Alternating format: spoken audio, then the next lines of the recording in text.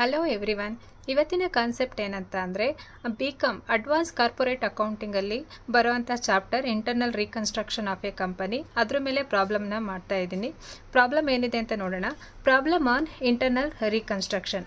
So the following is the balance sheet of MS limited as on 31/12/2022. ಈ ಕ್ವಶನ್ನ 2016 and 2006ನಲ್ಲಿ previous question ಪೇಪರಲ್ಲಿ ಕೇಳಿದ್ದಾರೆ for 40 ಮಾರ್ಕ್ಸ್ಗೆ.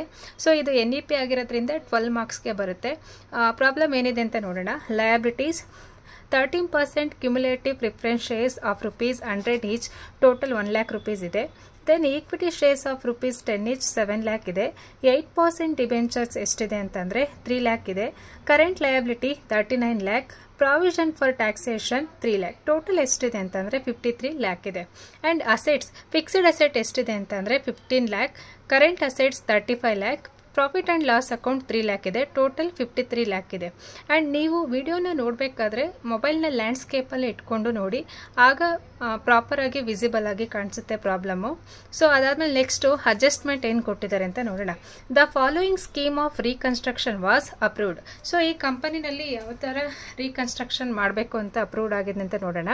Fixed asset are written down by 1/3%. 1/3ನ ನಾವು total percentage convert ಮಾಡಿಕೊಂಡ್ರೆ 33.33% ಆಗುತ್ತೆ. So ಇಲ್ಲಿ fixed ಅಸೆಟ್ನ return down ಮಾಡ್ತಾ ಇದ್ದಾರೆ. ಎಷ್ಟು ಪರ್ಸೆಂಟೇಜ್ ಅಂತಂದರೆ 33.33%. And current asset are to be revalued at 27 lakh. So ಇಲ್ಲಿ ಕರೆಂಟ್ ಅಸೆಟ್ಸ್ ಎಷ್ಟಿದೆ ಅಂತಂದರೆ 35 lakh ಇದೆ. ಅದನ್ನು ರಿವ್ಯಾಲ್ಯೂಡ್ ಮಾಡ್ತಾ ಇದ್ದಾರೆ. ಎಷ್ಟು ಅಂತಂದರೆ 27 lakh. Preference share holders decided to forgo their right to arrears of dividend which are in arrears for 3 years. So ಇಲ್ಲಿ ಪ್ರಿಫರೆನ್ಸ್ ಶೇರ್ ಹೋಲ್ಡರ್ಸ್ ಏನು ಮಾಡ್ತಿದ್ದಾರೆ ಅಂದರೆ ಅವ್ರಿಗೆ 3 years ಇಂದ ಅರಿಯರ್ಸ್ ಕೊಟ್ಟಿಲ್ಲ, ಹಾಗಾಗಿ ಅದನ್ನು ಕಂಪ್ಲೀಟಾಗಿ ಫರ್ಗೋ ಮಾಡೋಕ್ಕೆ ನೋಡ್ತಾ ಇದ್ದಾರೆ. ಆ್ಯಂಡ್ ಅದಾದಮೇಲೆ next the tax liability is settled at ₹4 lakh. Tax liability ಎಷ್ಟಿದೆ ಅಂತಂದರೆ ಪ್ರಾವಿಷನ್ ಫಾರ್ ಟ್ಯಾಕ್ಸೇಷನ್ ಬ್ಯಾಲೆನ್ಸ್ ಶೀಟಲ್ಲಿ 3 lakh ಇದೆ. ಇಲ್ಲಿ ಟ್ಯಾಕ್ಸ್ ಲಯಬಿಲಿಟಿ ಸೆಟಲ್ಡ್ ಎಷ್ಟಾಗಿದೆ ಅಂತಂದರೆ 4 lakh ಇದೆ. And next one is one of the creditors of a company to whom the company owes 25 lakh decided to forgo 50% of his claim. So total current liability 39 lakh ಇದೆ. ಅದರಲ್ಲಿ ಒಬ್ರದ್ದು ಎಷ್ಟು liability ಇದೆ ಅಂತಂದರೆ 25 lakh ಇದೆ. ಅದರಲ್ಲಿ 50%ನ claim ಮಾಡ್ಕೊಳ್ಳೋಕ್ಕೆ ನೋಡ್ತಾ ಇದ್ದಾರೆ. 25 lakhಲ್ಲಿ 50%ನ ಕ್ಲೈಮ್ ಮಾಡ್ಕೊಳ್ತಾ ಇದ್ದಾರೆ. And is allotted 1 lakh equity shares of ₹5 each in a part of satisfaction of the balance of his claim. So ಅದ್ರ ಜೊತೆಗೆ ಕ್ಲೈಮ್ ಮಾಡ್ಕೊಂಡಾದ್ಮೇಲೆ ಇಮಿಡಿಯೇಟ್ ಆಗಿ 1 lakh ಈಕ್ವಿಟಿ ಶೇರ್ಸ್ನ ₹5 ಪರ್ಚೇಸ್ ಮಾಡ್ತಾ ಇದ್ದಾರೆ ಕಂಪನಿನಲ್ಲಿ. ಸೊ ಇಲ್ಲಿ is allotted 1 lakh equity shares of ₹5 each in part satisfaction of the balance of his claim. ಅದಾದ್ಮೇಲೆ next ಏನಂತ ಅಂದರೆ the rate of interest on debenture is increased to 11%. So ಪ್ರಾಬ್ಲಮಲ್ಲಿ 8% debenture 3 lakh ಇರೋದು, 8% ಇರೋದು 11%ಗೆ ಇನ್ಕ್ರೀಸ್ ಮಾಡ್ತಾ ಇದ್ದಾರೆ. The debenture holder surrender their existing debenture of ₹100 each and exchange the same for fresh debenture 75 each. So ಇಲ್ಲಿ 100 each ಇರೋದನ್ನು ಮತ್ತೆ exchange ಮಾಡ್ಕೊಳ್ತಾ ಇದ್ದಾರೆ, ಅಂದರೆ ರೆಡ್ಯೂಸ್ ಮಾಡ್ತಾ ಇದ್ದಾರೆ. 100ಇಂದ 75ಗೆ ರೆಡ್ಯೂಸ್ ಮಾಡ್ತಾ ಇದ್ದಾರೆ. Then all existing equity shares are reduced 5 each and all preference shares are reduced 75 each. ಅಂದರೆ ಈಕ್ವಿಟಿ ಶೇರ್ಸು 10 eachಇಂದ 5 eachಗೆ ರೆಡ್ಯೂಸ್ ಆಗ್ತಿದೆ. ಆ್ಯಂಡ್ ಪ್ರಿಫರೆನ್ಸ್ ಶೇರ್ಸು ಕೂಡ 100ಇಂದ 75ಗೆ ರೆಡ್ಯೂಸ್ ಆಗ್ತಿದೆ. ಸೊ ಇದನ್ನು ನಾವು ಸೊಲ್ಯೂಷನ್ನ ನೋಡೋಣ ಇವಾಗ. Pass journal entries and show the balance sheet of the company after giving effect to the above. So ಇದ್ರ ಮೇಲೆ ನಾವು ಜರ್ನಲ್ ಎಂಟ್ರೀಸ್ ಮತ್ತು ಬ್ಯಾಲೆನ್ಸ್ ಶೀಟ್ನ ಪ್ರಿಪೇರ್ ಮಾಡಿ ಅಂತ ಹೇಳಿದ್ದಾರೆ. ಆ್ಯಂಡ್ ಮೊಬೈಲ್ನ ಲ್ಯಾಂಡ್ಸ್ಕೇಪಲ್ಲಿ ಇಟ್ಕೊಳ್ಳಿ. ಕ್ವಶನ್ ವಿತ್ ಆನ್ಸರ್ ಎರಡೂ ಒಟ್ಟಿಗೆ ವೀವ್ ಆಗುತ್ತೆ. ಸೊ ಇಲ್ಲಿ in the books of MS limited journal ಎಂಟ್ರೀಸ್ನ ಪಾಸ್ ಮಾಡಬೇಕು. ಫಸ್ಟ್ ಏನಂತ ಅಂದರೆ date particulars, ledger folio, debit and credit. So as usual journal entries column ಏನಿದೆಯೋ ತಗೊಳ್ಳಿ. ಫಸ್ಟ್ ನಾವು ಇವಾಗ ಯಾವುದನ್ನು ನೋಡೋಣ ಅಂತ ಆದರೆ ಈಕ್ವಿಟಿ ಶೇರ್ಸ್. ಯಾಕಂದರೆ ಇಲ್ಲಿ ಫಸ್ಟು ಈಕ್ವಿಟಿ ಶೇರ್ಸ್ನ ನಾವು ನೋಡೋಣ. Equity shares of ₹10 each 7 lakh ಇದೆ. ಸೊ ಅದನ್ನು ಎಷ್ಟು ರೆಡ್ಯೂಸ್ ಮಾಡ್ತಾ ಇದ್ದೀವಿ ಅಂತ ಅಂದರೆ all existing equity shares are reduced to 5 each ಇದೆ. ಅಂದರೆ 10ಇಂದ 5ಗೆ ರೆಡ್ಯೂಸ್ ಮಾಡ್ತಾ ಇದ್ದೀವಿ.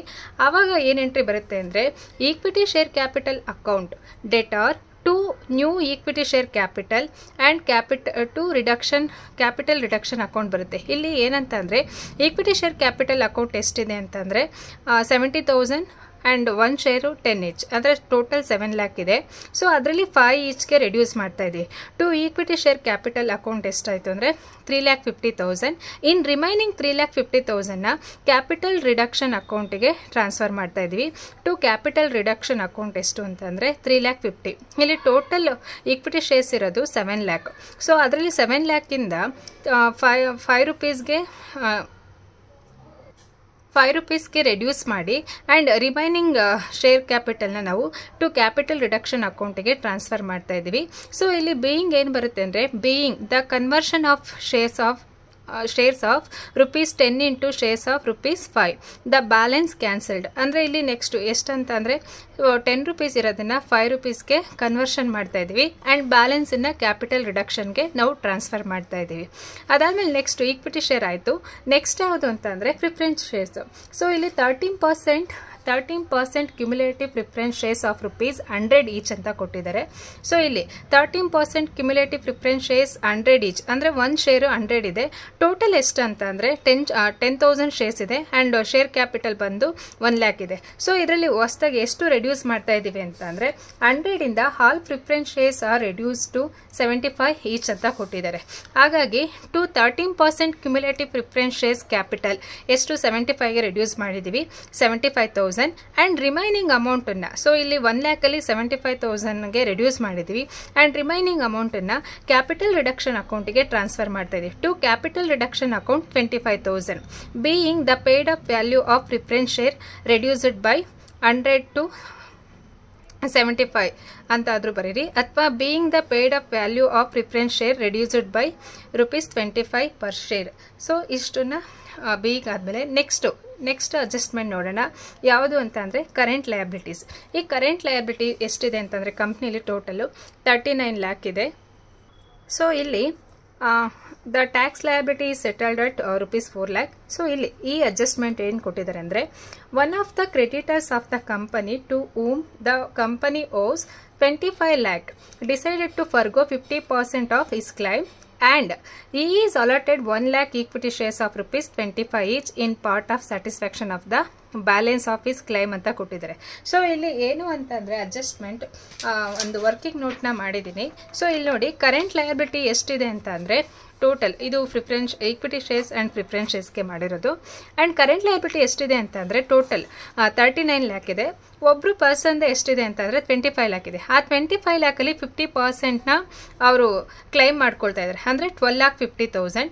ಅದ್ರ ಜೊತೆಗೆ ಹೊಸದಾಗಿ ಈಕ್ವಿಟಿ ಶೇರ್ಸ್ನ 1 lakh ಈಕ್ವಿಟಿ ಶೇರ್ಸ್ನ 5 rupees ಥರ ಇಶ್ಯೂ ಮಾಡ್ತಾ ಇದ್ದಾರೆ. ಸೊ ಅದಕ್ಕೆ ಏನು ಎಂಟ್ರಿ ಬರುತ್ತೆ ಅಂದರೆ ಕರೆಂಟ್ ಲಯಬಿಲಿಟಿ ಅಕೌಂಟ್ ಅಥವಾ ಸೆಂಟ್ರಿ ಕ್ರೆಡಿಟರ್ಸ್ ಅಕೌಂಟ್ ಎಷ್ಟಿದೆ ಅಂತಂದರೆ ಟೋಟಲು 17,50,000. ಹೇಗೆ ಅಂತ ಅಂದರೆ ಟು ಈಕ್ವಿಟಿ ಶೇರ್ ಕ್ಯಾಪಿಟಲ್ ಎಷ್ಟಿದೆ ಅಂತಂದರೆ 5 lakh ಅಂದರೆ ಇಲ್ಲಿ 1 lakh ಈಕ್ವಿಟಿ ಶೇರ್ನ 5 rupeesಗೆ ಇಶ್ಯೂ ಮಾಡ್ತಾ ಇದ್ದಾರೆ.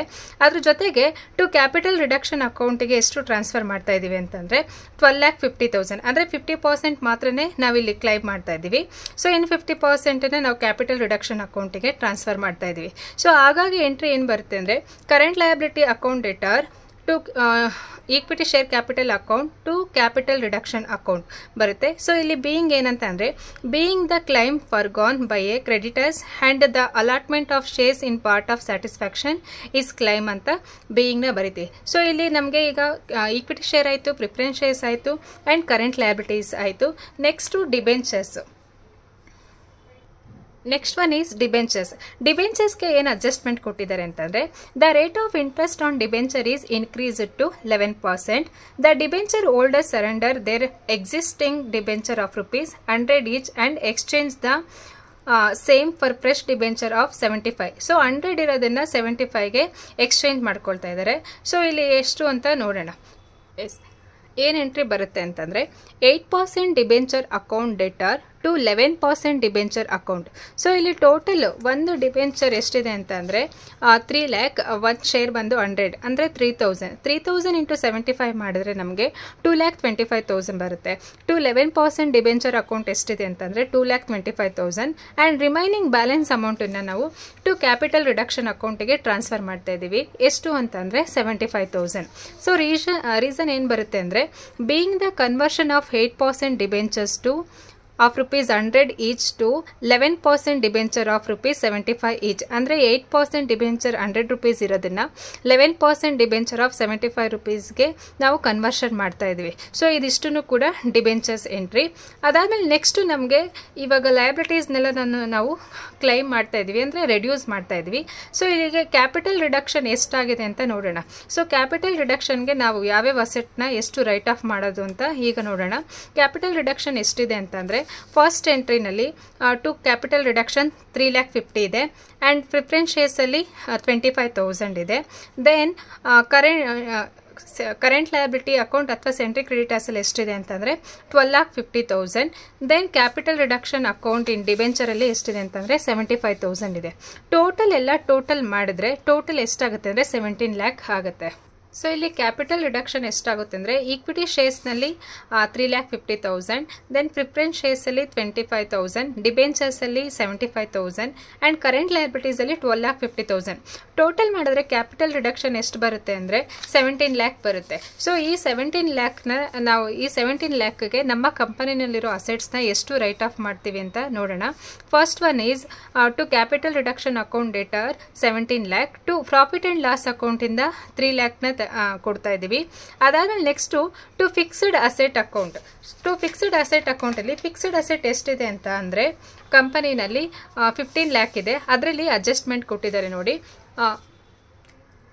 Fixed assets are to be written down by 33.33% ಅಂತ. ಸೊ ಇಲ್ಲಿ ಏನಂತ ಅಂದರೆ ಫಿಕ್ಸ್ಡ್ ಅಸೆಟಲ್ಲಿ ನಾವು 33.33 ಅನ್ನ ರೆಡ್ಯೂಸ್ ಮಾಡ್ತಾ ಇದ್ದೀವಿ. ಯಾವುದಕ್ಕೆ ಅಂದರೆ ಕ್ಯಾಪಿಟಲ್ ರಿಡಕ್ಷನ್ಗೆ. 15 lakhಲ್ಲಿ 33.33% ಅಂದರೆ ಟೋಟಲ್ 5 lakh ಆಗುತ್ತೆ. ಸೊ ಇಲ್ಲಿ ಅಂದರೆ ನಾವು ರೌಂಡ್ ಫಿಗರ್ ಮಾಡ್ಕೊಂಡಿದ್ದೀನಿ, 5 lakh ಆಗುತ್ತೆ. To fixed asset account 5 lakh and current liability current assets ಅಕೌಂಟಲ್ಲಿ ಕರೆಂಟ್ ಅಸೆಟ್ಸ್ ಎಷ್ಟಿದೆ ಅಂತಂದರೆ 35 lakh ಇದೆ. ಸೊ ಟೋಟಲ್ ಇಲ್ಲಿ ಕರೆಂಟ್ ಅಸೆಟ್ಸ್ 35 lakh ಇದೆ. ಅದರಲ್ಲಿ ನಾವು ಕರೆಂಟ್ ಅಸೆಟ್ನ ರಿವ್ಯಾಲ್ಯೂ ಮಾಡ್ತಾ ಇದ್ದಾರೆ. ಎಷ್ಟು ಅಂತಂದರೆ 27 lakh. ಸೊ 35 lakhಲ್ಲಿ 27 lakhನ ಲೆಸ್ ಮಾಡಿದ್ರೆ 8 lakh rupeesನ ಕ್ಯಾಪಿಟಲ್ ರಿಡಕ್ಷನ್ಗೆ ಕೊಡ್ತಾ ಇದ್ದೀವಿ. ಅದಾದಮೇಲೆ next to provision for taxes. So to provision for tax account ಅಂತಂದರೆ ಇಲ್ಲಿ 3 lakh ಇದೆ ಆ್ಯಂಡ್ ಅಡ್ಜಸ್ಟ್ಮೆಂಟಲ್ಲಿ 4 lakh ಕೊಟ್ಟಿದ್ದಾರೆ. ಸೊ ಇಲ್ಲಿ 1 lakh ಇನ್ಕ್ರೀಸ್ ಆಗಿದೆ, ಅದನ್ನು ಕೂಡ ಕ್ಯಾಪಿಟಲ್ ರಿಡಕ್ಷನ್ಗೆ ಕೊಡ್ತಾ ಇದ್ವಿ. To provision for tax account 1 lakh. So ಇವಾಗ ಏನು ರೀಸನ್ ಅಂತ ಅಂದರೆ being the losses return of assets reduced and provision for taxes increased. So ಇಲ್ಲಿ ಕ್ಯಾಪಿಟಲ್ ರಿಡಕ್ಷನ್ ಏನು ಅಂತ ಅಂದರೆ ಲಯಬಿಲಿಟೀಸ್ನ ಕಮ್ಮಿ ಮಾಡಬೇಕು. ಅಂದರೆ ಲಯಬಿಲಿಟೀಸ್ನ ರಿಟರ್ನ್ ಕೊಡಬೇಕಾದ್ರೆ ನಮಗೆ ಸಾಕಷ್ಟು ಹೊಸದಾಗಿ ಇಶ್ಯೂ ಮಾಡಿರೋ ಲಯಬಿಲಿಟೀಸ್ ಅಮೌಂಟು ಸಾಕಾಗಿಲ್ಲದೆ ಇದ್ದಾಗ ನಮ್ಮ ಕಂಪನಿಲಿರೋ ಅಸೆಟ್ಸ್ನು ಕೂಡ ಕ್ಯಾಪಿಟಲ್ ರಿಡಕ್ಷನ್ ಅಕೌಂಟ್ ಜೊತೆಗೆ ಅಲ್ಲಿ ರೈಟ್ ಆಫ್ ಮಾಡಿ ರಿಟರ್ನ್ ಕೊಡ್ತಾ ಹೋಗ್ತೀವಿ. ಇಲ್ಲಿ capital reduction account total 17 lakh ಇತ್ತು. ಅದರಲ್ಲಿ ಪ್ರಾಫಿಟ್ ಆ್ಯಂಡ್ ಲಾಸ್ ಅಕೌಂಟ್ ಪ್ರಾಫಿಟಿಂದ 3 lakh ಕೊಟ್ಟಿದ್ವಿ ಆ್ಯಂಡ್ ಫಿಕ್ಸ್ಡ್ ಅಸೆಟಿಂದ 5 lakh ಕೊಟ್ಟಿದ್ವಿ. ದೆನ್ ಕರೆಂಟ್ ಅಸೆಟ್ಸಿಂದ 8 lakh and to provision for taxation ಅಕೌಂಟಿಂದ 1 lakh ಕೊಟ್ಟಿದ್ವಿ. ಟೋಟಲ್ ಇಲ್ಲಿ 17 lakhನ ರೈಟ್ ಆಫ್ ಮಾಡಿದ್ದೀವಿ. ಸೊ ಇಲ್ಲಿ ರೀಸನ್ ಏನಂತಂದರೆ being the losses return of assets reduced, ಇಲ್ಲಿ being the losses of return of assets reduced and provision for taxes is increased. So ಇದಿಷ್ಟನ್ನು ಕೂಡ ಜರ್ನಲ್ ಎಂಟ್ರೀಸ್. ಸೊ ಇದಾದ್ಮೇಲೆ ನೆಕ್ಸ್ಟು ಏನಂತಂದರೆ ಬ್ಯಾಲೆನ್ಸ್ ಶೀಟ್ನ prepare ಮಾಡಬೇಕು. ಸೊ ಇನ್ನೊಂದು ಸರಿ ಜರ್ನಲ್ ಎಂಟ್ರೀಸ್ ಯಾವುದಾದ್ರೂ ಡೌಟ್ ಇತ್ತು ಅಂದರೆ ನೀವು ಕಮೆಂಟಲ್ಲಿ ತಿಳಿಸಿ. ಫಸ್ಟು ಈಕ್ವಿಟಿ ಶೇರ್ಸ್ಗೆ 100 each ಇತ್ತು, ಅದೆಷ್ಟು ರೆಡ್ಯೂಸ್ ಆಗ್ತಿದೆ ಅಂತಂದರೆ 5 rupees, 10 each ಇತ್ತು, ಅದು 5 rupeesಗೆ ರೆಡ್ಯೂಸ್ ಆಗ್ತಿದೆ. ಸೊ ಹಾಗಾಗಿ 7 lakh ಇಂದ ಈಕ್ವಿಟಿ ಶೇರ್ಸ್ ನ್ಯೂ ಎಷ್ಟು ಅಂತಂದರೆ 3,50,000 ಆ್ಯಂಡ್ ಕ್ಯಾಪಿಟಲ್ ರಿಡಕ್ಷನ್ಗೆ 3,50,000. ದೆನ್ ಅದೇ ರೀತಿ ಪ್ರಿಫರೆನ್ಸ್ ಶೇರ್ಸಲ್ಲಿ ಟೋಟಲ್ 100 each 10,000 ಶೇರ್ಸ್ ಇದೆ, 1 lakh. ಅದರಲ್ಲಿ 100ಇಂದ 75ಗೆ ರೆಡ್ಯೂಸ್ ಮಾಡ್ತಾ ಇದ್ದೀವಿ, 75,000 ಆ್ಯಂಡ್ ರಿಮೈನಿಂಗ್ 25,000ನ ಕ್ಯಾಪಿಟಲ್ ರಿಡಕ್ಷನ್ಗೆ ಟ್ರಾನ್ಸ್ಫರ್ ಮಾಡ್ತಾ ಇದ್ದೀವಿ. And year also current liability. So total current liability 39 lakh ಇದೆ. ಅದರಲ್ಲಿ ಒಬ್ಬ ಪರ್ಸನ್ದೇ ಎಷ್ಟಿದೆ ಅಂತಂದರೆ 25 lakh ಇದೆ. ಸೊ ಅದರಲ್ಲಿ 50%ನ ಅವನು ರೈಟ್ ಆಫ್ ಮಾಡ್ತಾ ಇದ್ದಾನೆ. ಅದ್ರ ಜೊತೆಗೆ ಕಂಪನಿನಲ್ಲಿ 1 lakh ಈಕ್ವಿಟಿ ಶೇರ್ಸ್ನ 5 rupees ಆಗಿ ಇಶ್ಯೂ ಮಾಡ್ತಾ ಇದ್ದಾರೆ. ಸೊ ಅದಕ್ಕೆ ಏನು ಎಂಟ್ರಿ ಬರುತ್ತೆ ಅಂದರೆ current liability account to equity share capital account to capital reduction. So ಅದರಲ್ಲಿ ಈಕ್ವಿಟಿ ಶೇರ್ಗೆ 5 ಲ್ಯಾಕ್ ಹೋಗಿದೆ ಆ್ಯಂಡ್ ಕ್ಯಾಪಿಟಲ್ ರಿಡಕ್ಷನ್ಗೆ ಎಷ್ಟು ಅಂತಂದರೆ 12,50,000 ಹೋಗಿದೆ. ಅದೇ ರೀತಿ ಡಿಬೆಂಚರ್ಸ್, ಸೊ 8% ಇರೋ ಡಿಬೆಂಚರ್ನ 11%ಗೆ ಇನ್ಕ್ರೀಸ್ ಮಾಡ್ತಾ ಇದ್ದಾರೆ ಮತ್ತು ಡಿಬೆಂಚರ್ ಅಮೌಂಟನ್ನು ರೆಡ್ಯೂಸ್ ಮಾಡ್ತಾ ಇದ್ದಾರೆ. ಸೊ ಇಲ್ಲಿ ಎಷ್ಟು ಅಂತಂದರೆ 8% ಡಿಬೆಂಚರ್ ಅಕೌಂಟ್ 3 ಲ್ಯಾಕ್ ಇದೆ. ಸೊ ಟು 11% ಡಿಬೆಂಚರ್ ಅಕೌಂಟ್ ಅಂದರೆ 3,000 ಇಂಟು 75 ಮಾಡಿದ್ರೆ 75 ರುಪೀಸ್ ಮಾಡಿದ್ರೆ ನಮಗೆ 2,25,000 ಬರುತ್ತೆ. ಆ್ಯಂಡ್ ರಿಮೈನಿಂಗ್ ಬ್ಯಾಲೆನ್ಸನ್ನು ಟು ಕ್ಯಾಪಿಟಲ್ ರಿಡಕ್ಷನ್ ಅಕೌಂಟಿಗೆ ಟ್ರಾನ್ಸ್ಫರ್ ಮಾಡ್ತಾ ಇದ್ದೀವಿ. ಸೊ ಈ 4 ಎಂಟ್ರಿನಲ್ಲಿ ಎಷ್ಟು ಕ್ಯಾಪಿಟಲ್ ರಿಡಕ್ಷನ್ ಅಮೌಂಟ್ ಇದೆ ಅದನ್ನು ಟೋಟಲ್ ಮಾಡಿ ಕ್ಯಾಪಿಟಲ್ ರಿಡಕ್ಷನ್ ಅಕೌಂಟ್ ಎಷ್ಟಿದಕ್ಕೆ, ಸೊ ಅದಕ್ಕೆ ನಾವು ಕಂಪನಿಯಲ್ಲಿರೋ ಅಸೆಟ್ಸ್ನ ಅಕಾರ್ಡಿಂಗ್ ಟು ಅಡ್ಜಸ್ಟ್ಮೆಂಟ್ ಪ್ರಕಾರ ರೈಟ್ ಆಫ್ ಮಾಡಿದ್ದೀವಿ.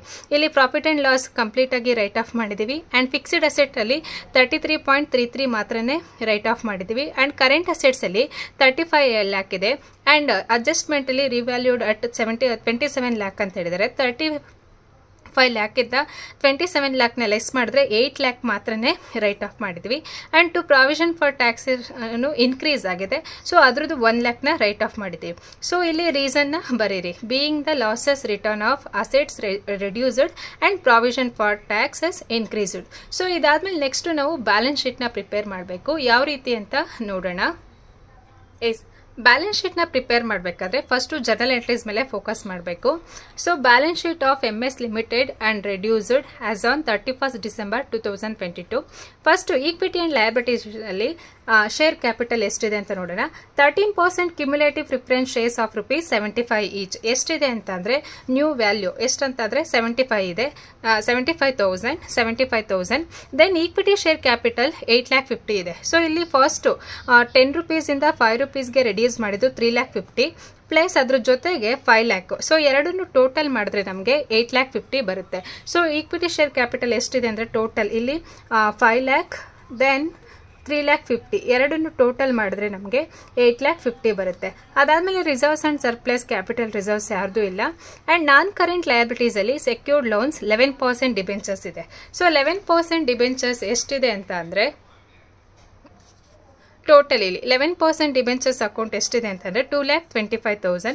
ಅದನ್ನು 11%ಅಲ್ಲಿ 2,25,000ನ ಆ್ಯಸ್ ಯೂಶುವಲ್ ಬರ್ಕೊಳ್ಳಿ. ಆ್ಯಂಡ್ ಕರೆಂಟ್ ಲಯಬಿಲಿಟೀಸ್ ಪ್ರಾಬ್ಲಮಲ್ಲಿ ಎಷ್ಟಿದೆ ಅಂತ ಅಂದರೆ 39 ಲ್ಯಾಕ್ ಇದೆ. ಅದರಲ್ಲಿ ನಾವು ಎಷ್ಟು ರೈಟ್ ಆಫ್ ಮಾಡಿದ್ದೀವಿ ಅಂತ ಅಂದರೆ ಎಷ್ಟು ರಿಟರ್ನ್ ಕೊಟ್ಟಿದ್ದೀವಿ ಅಂತಂದರೆ 17,50,000 ಕೊಟ್ಟಿದ್ದೀವಿ. ಆ್ಯಂಡ್ ರಿಮೈನಿಂಗ್ ಎಷ್ಟು ಲಯಬಿಲಿಟಿ ಇದೆ ಅಂತಂದರೆ ಕಂಪನಿನಲ್ಲಿ 21,50,000 ಇದೆ.